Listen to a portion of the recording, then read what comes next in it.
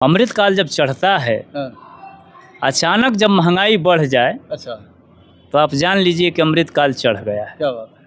जब 400 का सिलेंडर 1200 में मिलने लगे, तो ये अमृतकाल चढ़ गया है। ये पहला चरण है। अच्छा, उसके बाद घोर अमृतकाल चढ़ता है। अच्छा, उसमें महंगाई के साथ साथ उसका साथ बेरोजगारी देने लगती है। अच्छा, उसके बाद घनघोर अमृतकाल चढ़ता है। अध्यक्ष जी, महंगाई बेरोजगारी के साथ साथ भुखमरी के साथ साथ बलात्कार, डकैती, चोरी छिनैती, ये सब उसका साथ देने लगते हैं।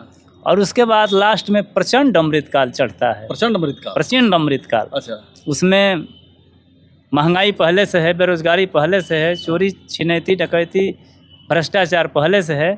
अब इसमें सारी संवैधानिक संस्थाएं एक तरफ होकर के एक तरफा हो जाती हैं। CBI, ED, IT। क्या बात है। वो तो हमने उनको समझाया, ये प्रचंड अमृतकाल हो जाता है। हाँ, प्रचंड अमृतकाल के बाद अमृतकाल स्वतः समाप्त हो जाता है। अच्छा, और उसके बाद वो 70-80 वर्षों के लिए विलुप्त हो जाता है।